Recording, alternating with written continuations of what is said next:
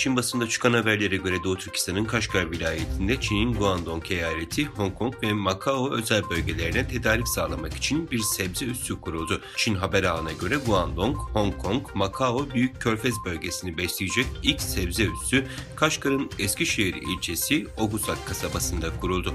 1400'den fazla serada yetiştirilen sebzeler artık 48 saat içinde Guangdong eyaleti, Hong Kong ve Macao'ya gönderiliyor.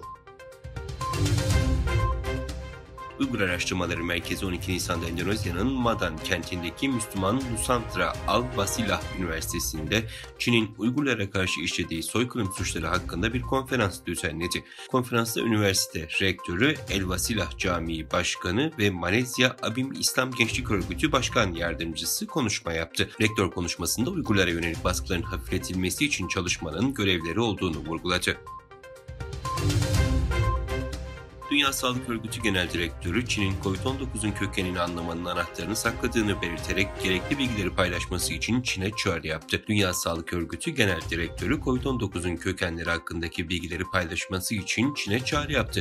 Aksi durumda tüm hipotezlerin masadan kalkacağını söyleyen direktör, Çin'in sahip olduğu tüm bilgilere tam erişim olmadan şu ya da bu diyemezsiniz dedi.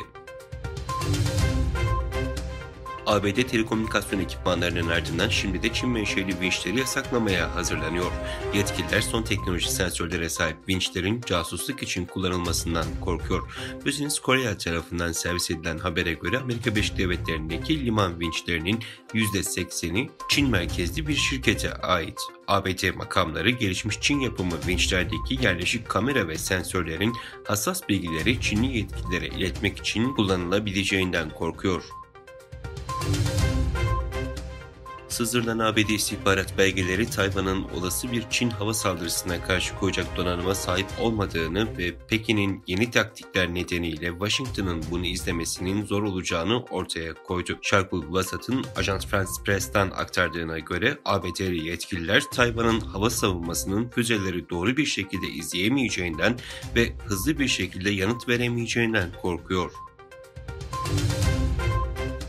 Avrupalı uçak üreticisi Airbus, Çin'in doğu kıyısındaki Changsu eyaletinde hidrojen ve alternatif yakıtlar için çalışmalar yürütmek üzere araştırma tesisi kurdu.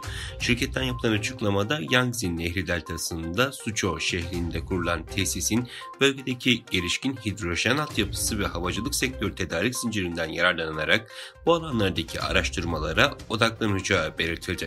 Merkezde imalattaki yenilik, hidrojen altyapısı, kabin deneyimi ve yeni teknolojiler alanında araştırmalar yürütüleceği kaydedilen açıklamada yeni kurulan tesisin Airbus'un ülkedeki yatırım ve faaliyetlerini geliştirme ve Çin'in güvenilir ortağı olma doğrultusunda bağlılığını teyit ettiği vurgulandı.